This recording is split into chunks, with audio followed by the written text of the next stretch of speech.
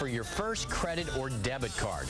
A lot of parents now letting kids as young as 11 have their own debit or credit card. Some parents say it helps them keep track of their kids' spending, but others wonder what kind of values it's sending to the kids.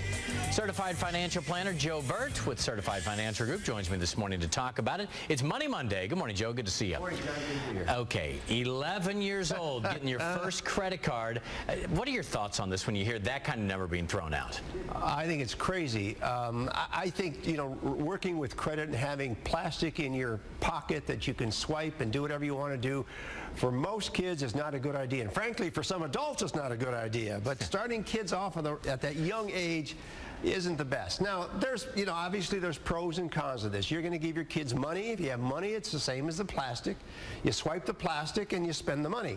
The problem is the difference between a credit card and a debit card. If you give your kid a credit card, you've got, a lot of spending that could go on before it gets out of control. If they have a debit card, it's like, your money in your wallet and you're limiting your spending. But you got to be very, very careful with it.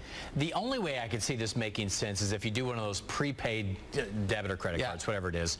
So you go out shopping for Christmas, you go to the theme parks and you say, okay, there's 30 bucks on this. Right. When this is gone, they're going to tell you you have no more money, so at least you get the message across there. Otherwise, it seems risky. Yeah, well, it is. And I agree with you, preloading, prepaying that debit card. In fact, there's a website, if you want to check it out, it's called buxx.com. Kid could even get their picture on their credit card if you want to do, on their debit card, if you will. Parents can keep track of spending. You know what they're spending their money on. You can put their allowance in there. Kids need to learn how to use the debit card. I'm not in favor of credit card, but a debit card. The thing is, of course, you lose the debit card, it's like losing your wallet and it's over.